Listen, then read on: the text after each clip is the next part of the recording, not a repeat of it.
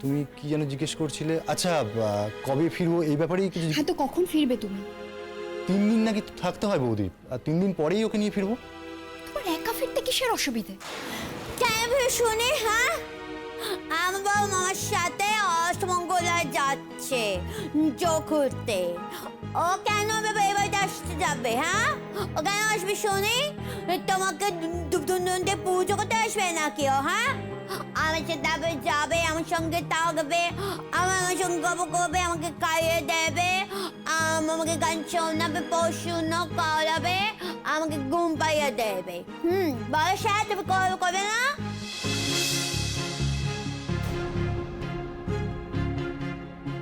হাবা গোবা বলে সারা পৃথিবীর সঙ্গে ওকে পরিচয় করো। কিরকম হাবা গোবা গো? ঠিক জায়গায় ঠিক কথাটা বলতে ওর কিন্তু কোনো অসুবিধা হচ্ছে না, সেটা কি তুমি নোটিস করেছো? এই যে এতগুলো কথা বললো, এর মধ্যে কি কোনো হাবা গোবা ভাব আছে? হাবা গোবা কথাটা আমি বলিনি, আমি বলেছি অপরিণত। হাবা গোবা আর অপরিণত শব্দ দুটো শুনতে অনেক পার্থক্য। তাই তুমি ওকে হাবা গোবা না বলে যদি অপরিণত বলো, তাহলেই আমি খুশি হব। আমাকে ও সবসময় আবাগোবা বলে। আমি কি আবাগোবা বলো স্যার? আমি সব বুঝছি। আবাগোবা কি? তোমাকে যে হাবা গোবা বলবে সে নিজেই হাবা গোবা। আমি জানি তো, আমি জানি তো যে তুমি সব বোঝো। তাই এসব শিয়ানাগিরিগুলো না আমার সঙ্গে করতে এসো না। বৌদি, তুমি কি ওর সঙ্গে এইরকম ব্যবহারটাই করবে? তুমি কি আশা করেছিলে যে আমি ওকে সত্যি পাটরানি করে টঙে তুলে রাখবো আর সারাটা জীবন ওর দাসীবাদী হয়ে কাজ করে বেড়াবো? তোমার সঙ্গে কথা বলাটাই বৃথা। দাদা তো বাড়িতে নেই, অফিসে গেছে। আমরা বরং এগোই। পুতুল চলো। চল তো স্যার, তিন দিন আর ওর মুখ জামটা আমায় শুনতে হবে না। পুতুল, আমি তোমাকে বলেছি না এরকম বলবে না। হ্যাঁ, বলেছে তা তুমি, কিন্তু আমি তেমন কথা বলি না। ও তো সবসময় আমার সাথে এমন কথা বলে। আমার সাথে কথা বলে কোনো দোষ নেই, আমি কথা বলে দোষ। বলুক, তুমি বলবে না। এই কি বলেছি তোমাকে আমি? কি এমন বলেছি যে তোমার গায়ে তো ফোসকা পড়ছে? তোমার না সব খবর আমি নিয়েছি। তুমি তো পাড়ায় সারা পাড়ায় টহলদারি করে বেড়াতে, এর গাছের ফুল চুরি করতে, ওর কাছে নাড়ু চেয়ে খেতে। সারা পাড়ার লোক তো তোমাকে দুর্ছাই করতো। এখন খুব এসেছো না গুণের কথা শোনাতে? আমার দেওরের মাথাটা তো মুড়িয়ে খেয়েছে তোমার বাড়ির লোক, সেই জন্য না বাধ্য হয়েছে তোমাকে এখানে নিয়ে আসতে। এখানে এরকম করলে মেরে ঠ্যাং খোড়া করে দেবো তোমার। এই, আমার মামা মামি তুই আমাকে মামি মুখ কাঁপাবে, একদম কাপড় দিয়ে বেড়ে রেখে দেবো একদম। বেশ কবে আমার সাথে আগে বলছিলাম, তখন থেকে গায়ে কথা বলে যাচ্ছে। আমি পুজো করছি, আমি পুজো করছি কাছে। হ্যাঁ, কে বলছে তোকে আমি কাছে ফুল চুরি করেছি?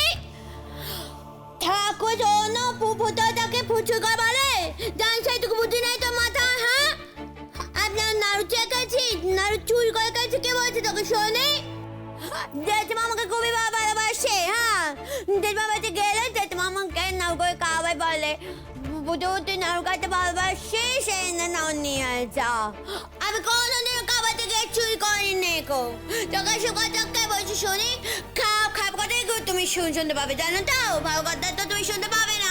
তোমার তো ভালো মন নেই গো। তুমি জানো কোটনি বাদ মহিলা একটা, খুব বাজে মহিলা তুমি একটা।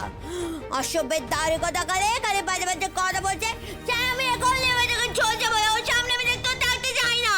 তুমি চল এক্ষুনি, চল এক্ষুনি। ছাড়ো, হাত ছাড়ো। ছাড়ো। কি পেয়েছো তুমি? কি পেয়েছো? হ্যাঁ, এতদিন না আমি ওকে দেখে শুনে রেখেছি, আর তুমি হঠাৎ করে এসোর হাত ধরে টেনে নিয়ে চলে যাবে? বেশি অধিকার দেখাচ্ছ না? বৌদি, তুমি কার সঙ্গে লড়াই করছো? তুমি ওর সঙ্গে লড়াই করছো? তোমার কি সমস্ত সেন্স চলে গেছে? বৌদি, তুমি যদি ওকে দিনের পর দিন অসম্মান করো না, তাহলে তোমার সম্মান কতটা আমি রক্ষা করতে পারবো আমি জানি না। তোমার ভাষায় যে হাবা গোবা, সে কিন্তু আমার স্ত্রী।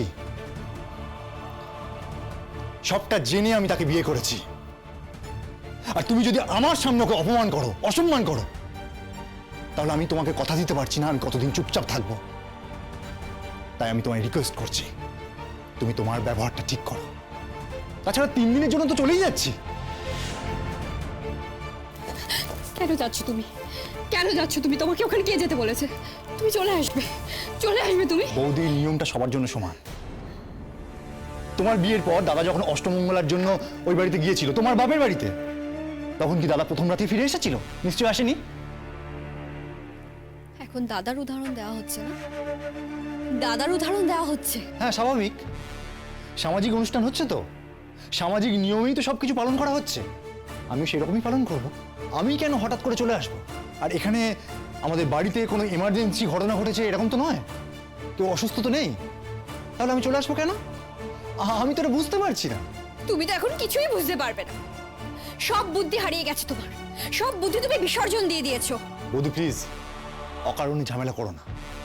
এখন যাচ্ছি তো, যাওয়ার সময় ওকে একটু আশীর্বাদ করো। হয়ে গেছে আমার।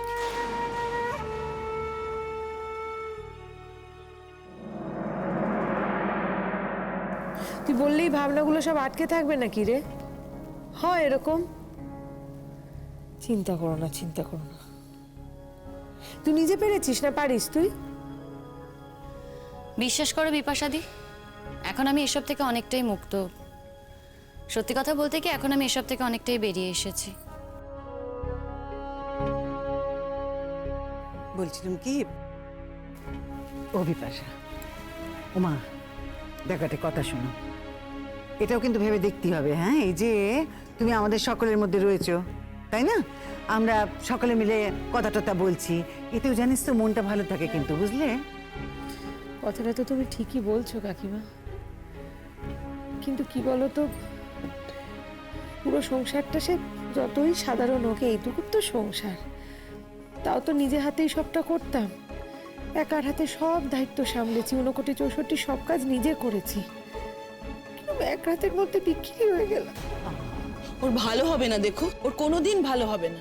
ওর তো খারাপ চাইতে পারছি না, এত কিছু হয়ে গেল তাও কি খারাপ চাইতে পারছি কাকিমা? এখনো মনে হচ্ছে যা হয়েছে হয়েছে, থাক, পাল্টাতে তো পারবো না। ও ভালো থাক, সুখে থাক। শুধু চিন্তা আমার শাশুড়ি মাকে নিয়ে গো। জানোই তো তোমরা, এত বছর হয়ে গেল সংসারে কাজকর্ম তো করেন না, পারেনও না তেমন, শরীর ভালো না। কে দেখবে, কি হবে কে জানে বাবা। তুমি কেন এত ভাবছো বলো তো বিপাশাদি? হ্যাঁ, যার মা সে ভাববে, ছেলে ভাববে, তোমার কিসের দায়?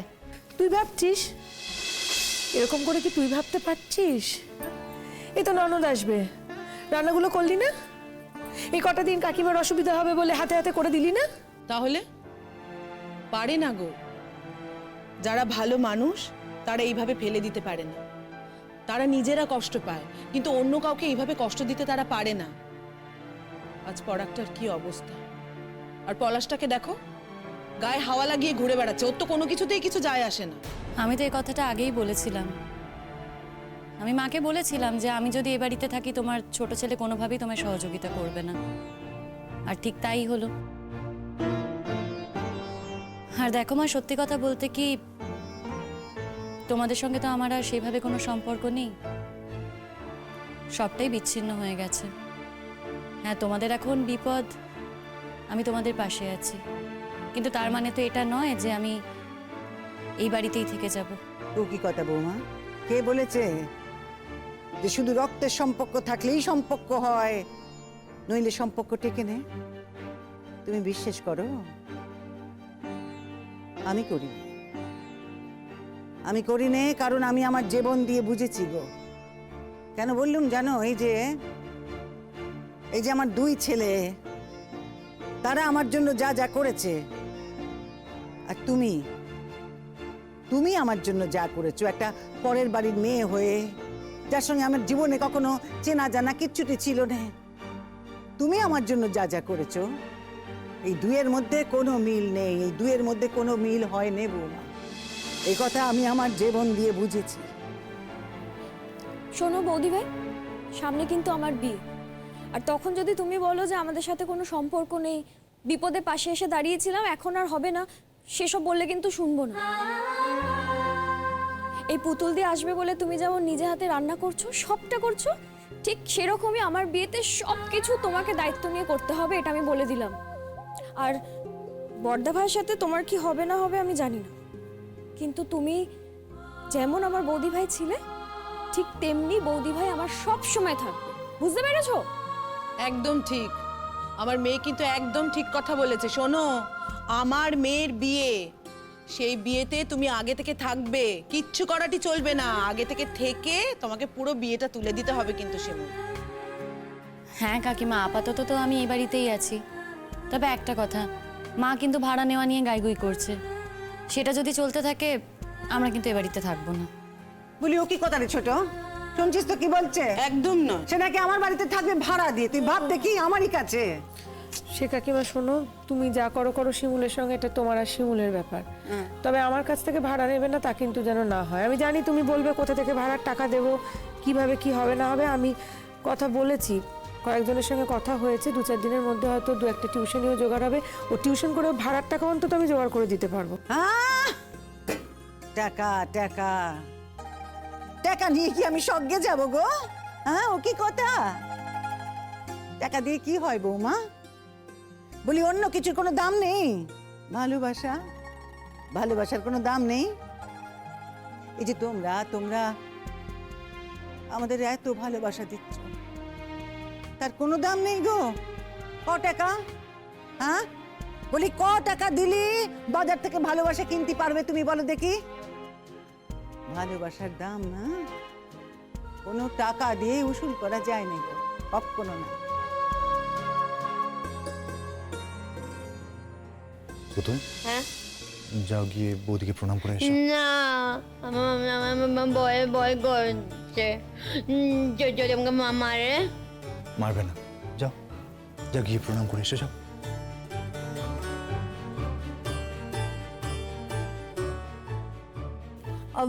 বলবো দেখি তোমার তো প্রণাম করি। হ্যাঁ, তুমি যেমন তেমন তো বড় হও, তোমার প্রণাম করে তারপর যেতে হয়।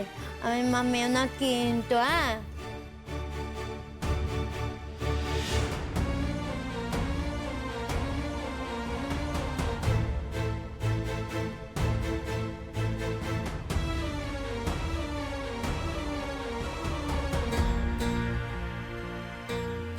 এই সরতা,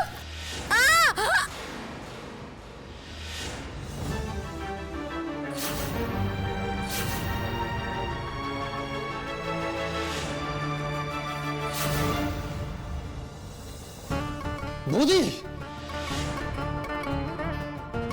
পুতুল, পুতুল, দেখি দেখি দেখি দেখি, ওঠো, দেখি দেখি, ওঠো ওঠো, আস্তে আস্তে আস্তে ওঠো। ন্যাকামো মেরে আমাকে আবার প্রণাম করতে এসেছে। আমি কি চেয়েছি নাকি ওর প্রণাম? ও যেন আমার ধারে কাছে না আসে। ব্যথা লেগেছে না নাটক। বৌদি, মানুষ হিসেবে তুমি আর কতটা নিকৃষ্ট হতে পারো আমি ভাবতে পারছি না। তুমি তোমার মধ্যে দয়া মায়া বলতে কিচ্ছু নেই। হ্যাঁ, তোমার স্বার্থে ঘা লাগলে তুমি এতটা নৃশংস হতে পারো? কিসের স্বার্থ? কোন স্বার্থের কথা বলছো তুমি? কি বলতে চাইছোটা কি তুমি? তুমি নিজেকে প্রশ্ন করো, তুমি কি করতে চাইছো?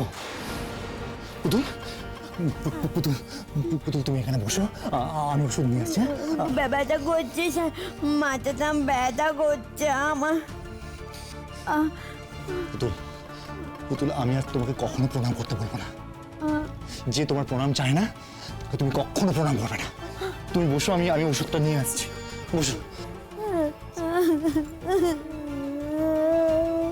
এই চুপ করো, একদম না নাটক করবে না। তোমার এই ন্যাকা কান্নায় কেউ বিশ্বাস করছে না। তুই তখন যদি গা বাবা করে যাচ্ছ, তখন গা বাবা করে যাচ্ছ কেন করছো এরকম? তুমি আমার চাইতে আমার সহ্য যায় তোমাকে। তুই কি হলো? আমি বারণ করলাম না? কোনো কথা বললাম না? আমাকে বলছে আমি নাটক করছি, আমি নাকি ইচ্ছে করে কান্নাকাটি করছি, আমার ব্যথা লাগেনি যাও করছি আমি কান্নাকাটি। বলুক, তুমি কিছু বলবে না, তুমি চুপ করো দেখি। পুতুল, একটু সহ্য করো, একটু সহ্য করো লক্ষ্মীটি।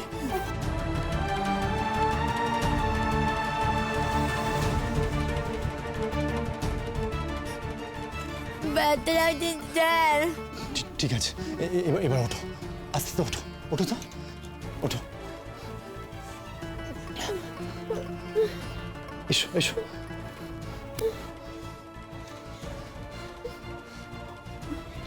চলো, একটু দাও স্যার।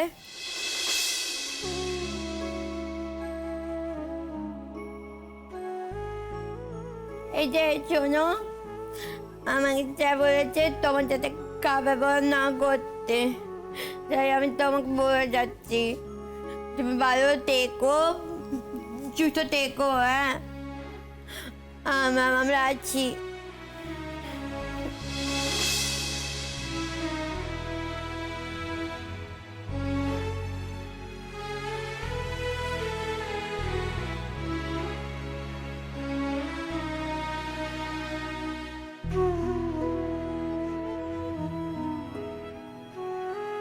একজন অসহায় মেয়েকে আঘাত করে তুমি যে কতটা আনন্দ পেলে আমি জানি না। তবে পুতুল অপরিণত হলেও পুতুলের বুদ্ধি, শুভ চেতনা তোমার থেকে যে অনেক বেশি সেটা আমি বুঝতে পারছি।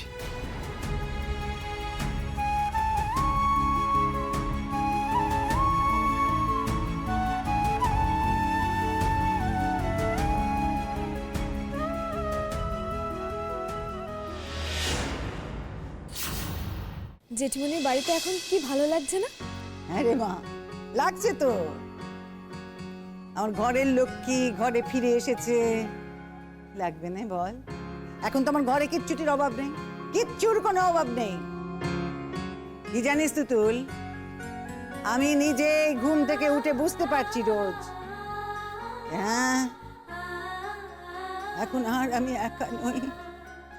এখন আমার পাশে একখানা শক্তপোক্ত মানুষ রয়েছে, জানিস? সে সব সময় সব কিছুতে ঢাল হয়ে আমার সামনে দাঁড়াবে, এমন একখানা মানুষ রয়েছে আমার সাথে। শুধু আমার ছেলেটা রে ছোট, আমার ছেলেটা শুধু এই অবস্থায় পড়ে আছে। ও দিদি, পরাগের ব্যাপারটা কি করবে দিদি? কি করব তুই বল? বলছে বৌমা ডাক্তারদের সঙ্গে কথা টথা বলছে, তারা তো বলছে আর কোনো আশা নেই, আর নাকি কিছু করাই যাবে না। ওই যে অপারেশনটা হলে ওর জীবনটা বাঁচানো যেত, সেই অপারেশনটা হয়েছে, কিন্তু সেই অপারেশন হলে যে ক্ষতি হওয়ার কথা, সেই ক্ষতি তো হওয়ারই ছিল। তাকাতে পারি না, তাকাতে পারি না, ছেলেটার সামনে যেতে পারি না আমি। বদলে গেছে, বদলে গেছে, আমূল বদলে গেছে ছেলেটা আমার। এত দিনে বুঝেছে যে জীবন কি, এত দিনে এত বড় ধাক্কা খেয়ে তারপরে সে ভালো হবার দিকে এগোচ্ছে রে ছোট। এত দিনে সে বুঝেছে যে তার পাশে কে ছিল, কাকে সে নিজের জীবন থেকে সরিয়ে দিয়েছে, তা নাকি আবার অন্যের প্ররোচনা।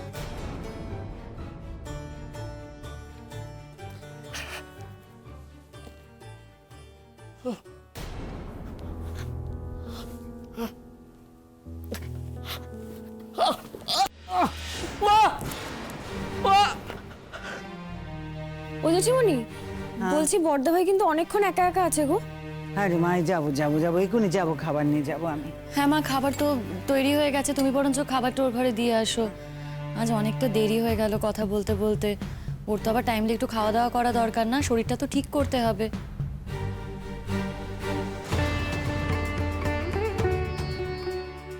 তবে কে করবে, কে করবে বলো দিদি এইরকম? ওই যে কথায় আছে না, বিয়ে হচ্ছে 7 জন্মের বন্ধন, জন্ম জন্মান্তরের বন্ধন। এই তো প্রমাণ। তুমি সই করে কোর্টে গিয়ে যতই বিয়ে ভাঙো না কেন, সবটা কি ভাঙে? কিছু তো থেকেই যায়, আর সেই কিছুটা দিয়েই সারাটা জীবন চলে যায়। কাকিমা প্লিজ, কাকিমা এসব কথা বললে কিন্তু আমি ভবিষ্যতের কিছুই করতে পারবো না। না খেলেও আমি কিছু করতে পারবো না। ও অসুস্থ, একজন রোগীকে আমি রোগীর মতো করেই ট্রিট করছি।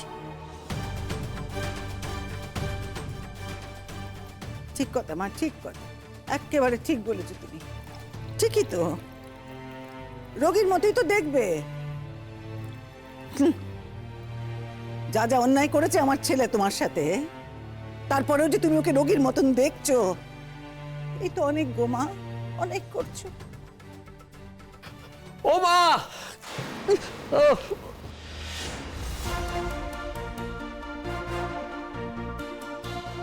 মা, কি হলো? মা, ও কি কথা গো?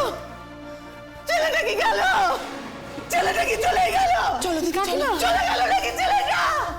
শিমুল কি হলো শিমুল? ধরো আমার মনে হয় পড়ে ঠরে গেছে, জানো তো বিপাশাদি। নিশ্চয়ই একা একা ওঠার চেষ্টা করেছিল, সেই সময় পড়ে গেছে। আরে ডাক্তার বারবার বারণ করেছে একা একা ওঠানামা না করতে, তাও কেন যে কোনো কথা শুনে না। ও বিপাশাদি, যদি পড়ে গিয়ে মাথায় লাগে, যদি অজ্ঞান হয়ে যায়, বড় বিপদ হবে গো। আমার কি মনে হয় জানো, হ্যাঁ বেলটা তো খারাপ, ওই বিছানার পাশে যে বেলটা থাকে সেটা খারাপ। তো আজকে লোক আসার কথা ছিল, সেও তো এখনো আসেনি। নিশ্চয়ই আমাদের ডাকার চেষ্টা করেছিল, আমরা কেউ শুনতে পাইনি, তাই হয়তো উঠতে গিয়ে এরকম অবস্থা হয়েছে। একবার দেখে আসি শিমুল, একবার চলো। কিন্তু আমার ভয় করছে শিমুল, যদি কিছু থেকে কিছু হয়ে যায় তুই আবার যাবি, তোকে তো লোকে কথার ফাঁদে ফেলবে, নানা রকম কথা। বিপাশাদি, কথার ফাঁদে ফেললেও কোন দিন আমরা নিজেদের কাছ থেকে বিরত থেকেছি বলো তো? একটা মানুষ এভাবে পড়ে গেছে, এত জোরে চিৎকার হলো, তারপরে পাষণ্ডের মতো এখানে দাঁড়িয়ে থাকবো? না না, আমার নিজেকে পাষণ্ড মনে হচ্ছে। চলো বিপাশাদি, যা হবে হবে, চলো।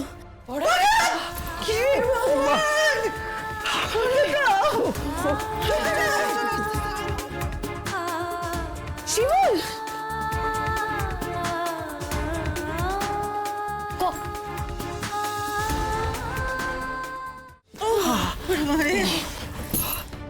কতবার বারণ করেছিলাম একা একা বিছানা থেকে না নামতে, দেখলে তো কি অবস্থা হলো। কোনো কথাই আমার শোনেনি। মা, মা, মা, তুমি তুমি শিমুলকে বলে দাও মা, আমি এখনো বেঁচে আছি, এখন আমি মরে যাইনি মা। ওকে বলে দাও আমি বেঁচে থাকতে থাকতে আমি বেঁচে থাকতে থাকতে চাকরিটা যেন ও করে মা, এটুকু যেন ও কনসিডার করে। ওকে বলো মা। দেখো শিমুল, আমার হাতে আর বেশি সময় নেই শিমুল, আমি আর বেশি দিন নেই, এবং এটা তুমি নিজেও খুব ভালো করে জানো। আমার কাছে গোপন করো না প্লিজ শিমুল, আমি তোমার কাছে রিকোয়েস্ট করছি, কয়েকটা দিনের জন্য এই বিয়েটাকে রেজিস্টার করে নাও। তুমি সেটেল করলে আমি শান্তি পাবো।